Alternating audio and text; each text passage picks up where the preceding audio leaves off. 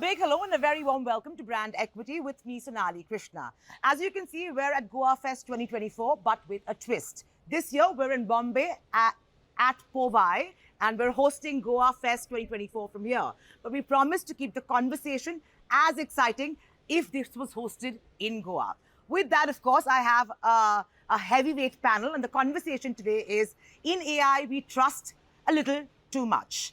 We're looking to analyze whether AI is becoming a little too obsessive with the industry, and maybe it's time to pause and look at it with a lens of a slight skepticism and cynicism. And so with that, let me introduce my panel. I have Sambal Sara, Vikram Sakuja, Zyrus Master, Shubhranshu Singh, and last but not the least, Shashi Sinha. Thank you so much, gentlemen. In the last 2 years, or rather 3 years, we've seen everybody talking about AI as if it's the next biggest thing that is going to transform our lives. While there is no denial that it may, the question is, Shashi, do you think we should have a lens of skepticism? I think it's a bit overstated. It's just now for the value creators a big value proposition. For a business case, I'm not sure. We all talk about it, otherwise it will be fashionable to be left behind. I think we are doing small slivers of pilots which are more in the showcasing stage, but it's not coming. I'm not sure it will come in easily into our mainstream business in terms of taking away the drudge, especially the media agency business. So I think it's a great story. I personally made some investments in some AI companies doing very well for me. From a valuation standpoint. From a valuation point of view, but I'm not sure it'll ever build a business case. Okay. Shubhranshu? No, I do believe it's a big thing. The world is divided right now between the doomers and the boomers. And I'm not on the boundary line. I am definitely a boomer. I think it will change things for the future, for sure. The way in which investments have moved, the way in which valuations have soared, not for the application side, but just the infrastructure side, NVIDIA being a live example. I think it points to the fact that, in the West, in the way in which capital is moving, they are intent on using this to its fullest. But from our industry's point of view, I think I'm less excited about artificial general intelligence. I would be more excited about artificial general imagination, which has not been proven so far to be a substitute for the large body of people who are here today. So I think that's still work in progress. Okay, but just to ask you a more specific question, while you say that you are a boomer and you're not a doomer, right? Give me a few use cases that you can talk about today. Yes, so I think one is in terms of how life will get accelerated, just along timelines. Today, when I plan a campaign, right, there is an idea, there is a brief. The agency typically takes a few weeks to come back to you with a literal script, with a storyboard, with a mood board, with a key visual. Then you have iterations. Theoretically, in fact, practically now, that's possible to be turned around within a matter of hours. So, the pace of change and the pace of iterations will pick up.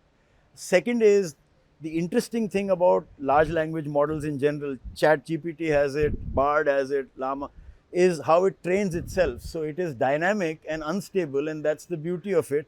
It will connect the dots that we are not trained to connect. So, I think what it throws up will be very intriguing, at times scary. So, that's the second thing from outside the canvas. Speedy, richer, and the third is how it will change the function. So a 25-year-old media planner who is just doing essentially an optimization exercise will not be able to keep pace with the algorithm. That's a fact. So then now you need to add, human intuition, some judgment, and so on.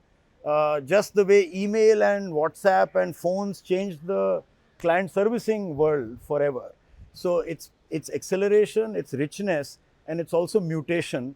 And all of that put together is a very potent mix. So I do believe it will change things. Okay, let me unravel and unpack what you just said, because you said a lot of things. But before that, do you have a contra view to him, or is it pretty much in? Yeah, I think pretty much in sync with some differences maybe. But I strongly believe that look, if you go back and if you want to look at the impact of AI and what's going to be the near-term impact of AI, when I was entering the workforce, there was something called computerization.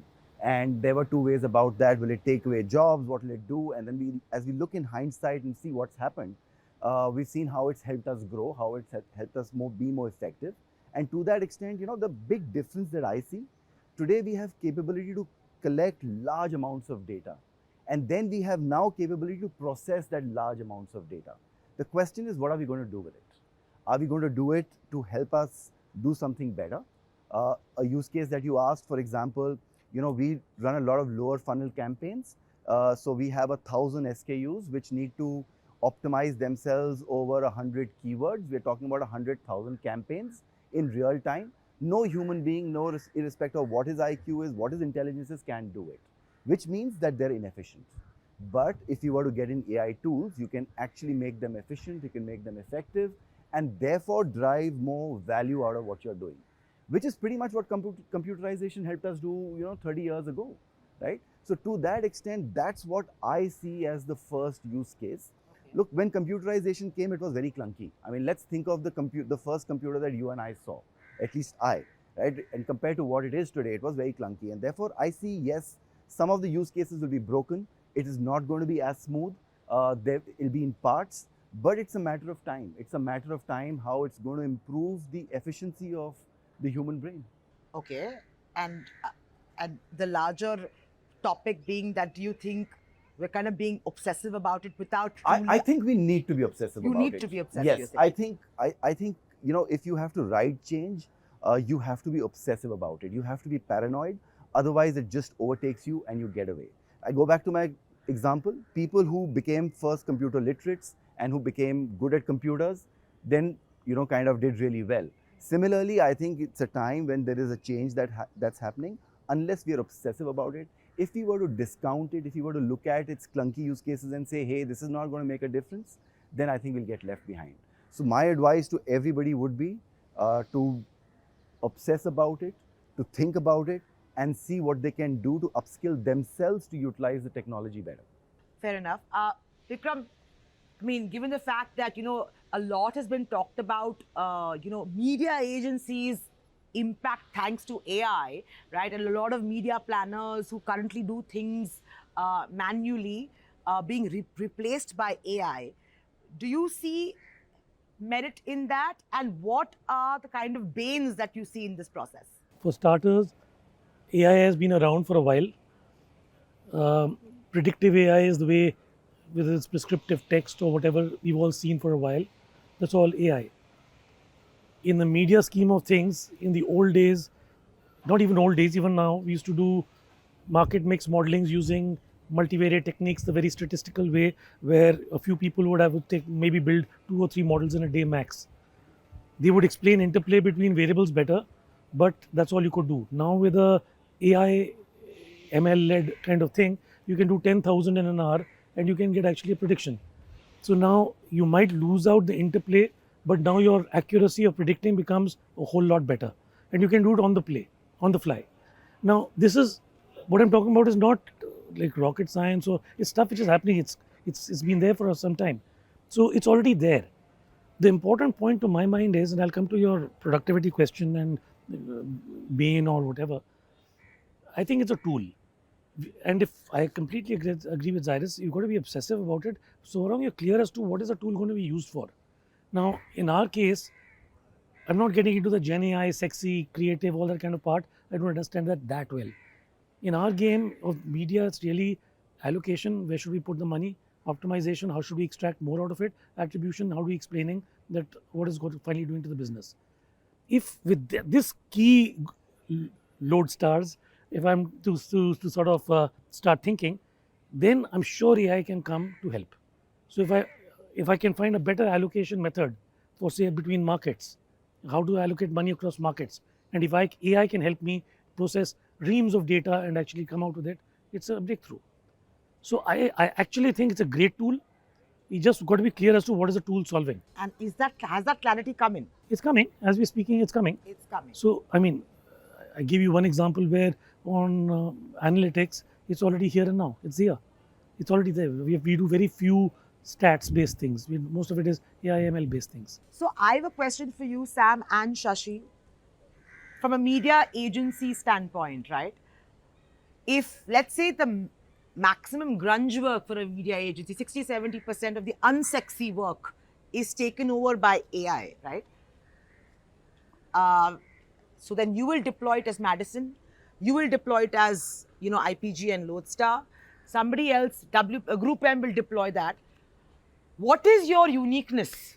Why should I go to a Madison over a Lodestar or a Wavemaker if everybody is going to go? It's going to be the sea of sameness. I'm seeing similar challenges today. I can't really hire a ready-made AI specialist and tell him, please do this for me. I think I have to first make that guy understand media, understand the fundamentals of media, take him through this whole thing. He should be interested in it. There may be far more profitable ways for him to use his AI expertise than in media. I'm seeing all these as challenges facing us or facing Madison.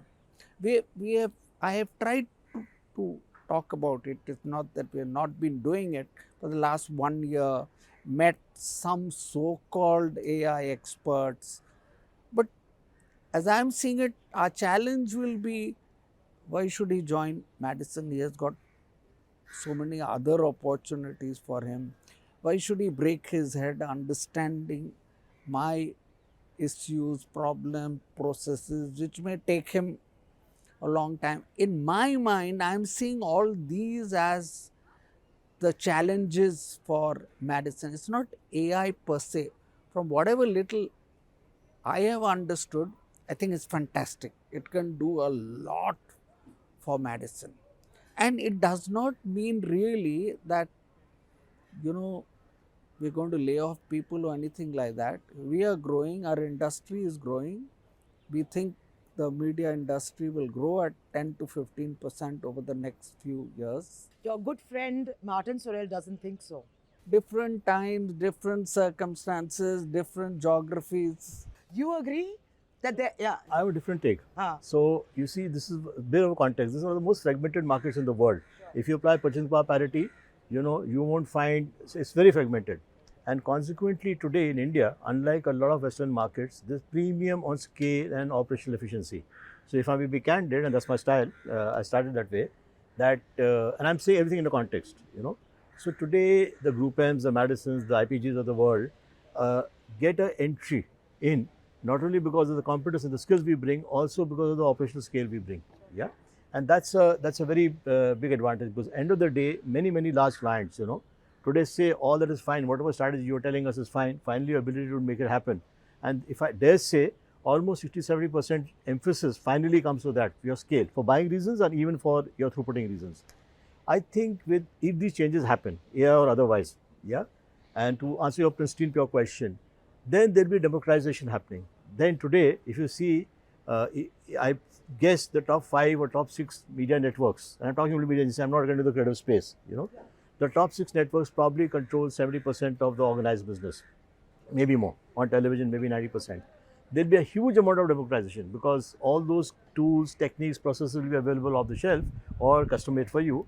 Then the skill will come in how do you reply. It's not only about optimization, it's a lot more. So I think in a way, the status quo which exists today will be challenged dramatically. If that happens, I feel it's a long way to go. As a client, if let's say we are in the future, right? And we've got this great AI tool. So all media agencies now have shed 40% of their staff, and everything is AI controlled for large part of the grunge work. How will you choose your media agent? Firstly, we don't have to imagine the future. The future is already here. It's just not equally distributed. That's the only thing. And I think your question was put intelligently, as in if Madison comes or if IPG Lodestar comes. That's not the way business happens. If Sam Balsara comes or Shashi Sinha comes, that's the way business happens. And so there is intuition, there is context, there is relationship, there is a shared worldview. It's like saying, would you choose to fly, one airline or the other when both have a Boeing aircraft or when both have an Airbus aircraft? It's the envelope that goes around that makes a difference. So I don't think the commodity base level of expertise, it's unimaginable that somebody could run a transcontinental airline with turboprop aircraft today. So everybody will upgrade it, and that's a presumption. But I think the value lies in, you bounce a tennis ball off a wall, it comes a certain way. You bounce a crazy ball off one wall, it will come, you will be able to catch it. It's when it hits other surfaces that it goes crazy, right? So the number of dimensionalities that get introduced, the number of facets is what will create that creative chaos, which will, as a client, give me advantage. So the leveler is a small kid sitting somewhere in Tardev, if he has access to the right tools, can come up with something which is not in the conventional mainstream, and this should be threatening to us as clients and to the agency ecosystem as well. So it's what's in the blind side, not what's in plain view, that really is going to be in turmoil given AI. So can you simplify that for me and my audience? So let's take the case, I'll extend my previous example. Say we're planning a campaign, right? Everybody's come with a diverse set of AI generated artifacts. But my question is even more basic.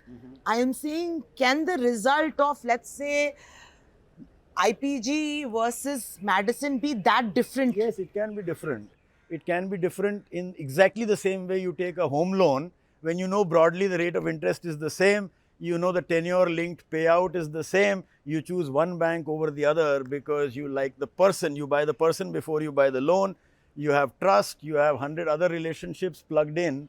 And so basically, substantively, what you are not taking away with AI is the human connection and the understanding. What you are getting in return is a faster, cleaner, probably a more myriad faceted output, which is welcome. Why should we not get more bang for the buck? Do you have a contra? Yeah, no, I'll tell you what. So, see, it doesn't matter if it's an agency or it's a product or anything like that. Every innovation becomes table stakes over a period of time. And organizations, brands that do successful are the ones that constantly innovate. And you know, the innovation rarely comes out of a rear view mirror, it comes out of the front. So I think the challenge is, you're absolutely right. If efficiency becomes table stakes, if it becomes something that doesn't require machinery as large as the large agencies to do that, then what? And therefore there is fear of commoditization, and it will be commoditized. And then the challenge is for one of the agencies to differentiate. And we don't know what that is. And that is the power of the human mind. They will come back and differentiate and say, hey, this is different about us. It could be in the space of how we use AI. It could be in the space of how do we interact with you as a brand and you know, build your brand story. It could be anything. We don't know what it is. But the agencies will have to differentiate. They will have to change if this becomes table stakes. Okay, so let me ask you a very, very dumb question, right? We're talking so much about the advancement of AI. Let's talk about Siri, right? If I tell Siri, if I give her an instruction, in all probability, she will get it in the second or third command, or probably not even get it at all if it's slightly more nuanced, you know, than a very, very basic command, right? Chatbots, right, which everybody is talking about. I haven't seen one company that has refined its chatbot to a level that can immediately switch from being a chatbot to actually human interface. We haven't reached that level, right? I'm constantly suffering. They have pre-programmed answers, and if it's not in their realm of their script, they close the conversation. So we haven't even reached that level, right? And we're talking about this great sophisticated ship that is going to come and absorb us and make us more efficient and drop jobs. And so I'm saying, can we get a little bit more real in terms of what is really achievable? Because if you can't achieve chatbots and you can't even achieve Siri taking the right commands from me, if it's even like slightly complex. I think every technology follows an S-curve, and by the nature of an S-curve, the first few years are the problematic years. When And are we in those I years? think we are in the S-curve stage, because when it takes off, and I'll give you another example. Let's look at EVs, right? Till about 3 years ago or 2 years ago, we would have said, you know, in India, how can you have EVs? You know, this is the problem, that is the problem. We don't have charging stations, people are not going to adopt it, etc. Could you have imagined today? Could you have imagined that we sell the number of EVs that we do? And I'm telling you, 2 years later, you will not be able to imagine that number today either. Similarly, I said, if you look at computers of the 80s, they were clunky. I mean, we didn't know what to do with them except for play, you know, Pac-Man or, you know, make some basic games. And today what they've become in a span of 20 years. And 20 years is nothing in the process of, you know, human development. So I think, and that pace is going to get half-light faster and faster and faster. So my thing is that yes, you're absolutely right. There is no chatbot today that can, chatbots today are workflows, right? Okay, what's your number? What is happening? And at the point they stop, and then a human comes in, or the conversation drops, right? It's that right now, but very soon it's going to change. And yes, it's a bit of future gazing. It's a bit of belief that I have, and it could be different from somebody else's belief. But I think I need to imagine that, and I need to be ready for that. Because if I don't imagine it, and if it happens, then what? So I am saying, can you give me a current use case which you can say, wow, we've mastered? Can anybody give me in whatever stream, as a marketer, as large agency CEOs, founders, what can you tell me where it's actually? Alexa and Siri have not yet got it. The other day, there was a news article where Google Maps guided a bunch of people into the sea, right? And the thing is, and if you look, it just looked in Kerala into in a canal. Kerala, right? Today, if you look at the difference between your Kalipili drivers versus your Uber drivers, there is a marked difference because the Kalipili drivers know Bombay, right? The Uber driver is stuck on his Google map. The Google map is very erratic. Sometimes it will give you the best route, sometimes it loses its marbles, quite literally, right? And at that point, the human intelligence does not wake up and say something's wrong. No, Sonali, certain parts of our business we are already there. Yeah. So maybe very small parts, like he alluded to the dynamic creative optimization. I think that's what he alluded to, that we are already doing. So I think all our organizations will have models in place, software in place, whether AI based on or otherwise, where they're doing. Now, will they evolve? They'll definitely evolve. Are they a sizable part of our business? Not for a mainstream large volume agency, not necessarily. So it's there. That's why I alluded to the hybrid example. Is there? Plus, a utilitarian lens is not, it's not necessarily the right lens. I'm not contradicting you, but I'm saying. What is the right lens? For example, when did you last physically go to a bank branch? Not in a while. So, and then when did you last, even see an STD booth to make a call to somebody far away? So the generational change happens, but that is not to say you're all the time happy with your phone network, or that you're all the time delighted with what your app is giving you, in terms of your investment records, etc., etc. But the utilitarian lift happens, and then there is iteration on top of that. The fact that you're saying use case, let me give you a use case. With the arrival of AI-based baselines, we will have to pull in our agency partners way closer, because unless they have access intimately to that data on a continuous basis, gone are the days when they just compute based on industry log records, right? If we are going to do a large community building on first party data, whoever my partner is has to sit within the shop, so that distinction between agency and client is going to wither away. Because if you're going to wait for AI to throw up now if somebody drives a car into a canal and don't see with their eyes that there is water ahead, and they're trusting at that time a jammed GPS, that is. But again, sometimes we are also harsh. We are harsh on technology. And I come back to the Google Maps example. Today, if I were to be traveling in some parts of a land where I did not understand the local language, I would be very scared to drive, right? Today, Google Maps gives me that capability, which reasonable amount of confidence, confidence, sure. and using a bit of my own intelligence to not walk into something stupid, right?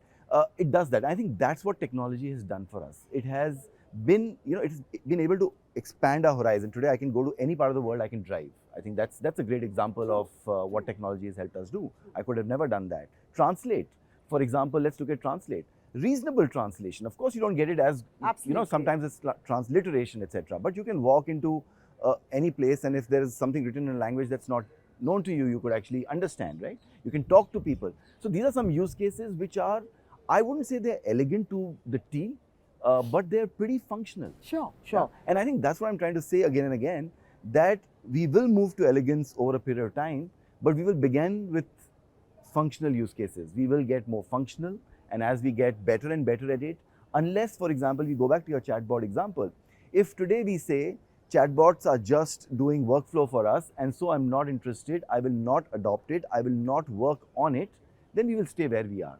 But if we see a future and say that, hey, this is where we are and this is where we want to get, and we invest mind and energy behind it, then I can bet you that again in 3 or 4 or 5 years, maybe chatbots will get human response. But the whole other area which we have not spoken of, and I don't think we will have time to do that, is how brands will become stronger.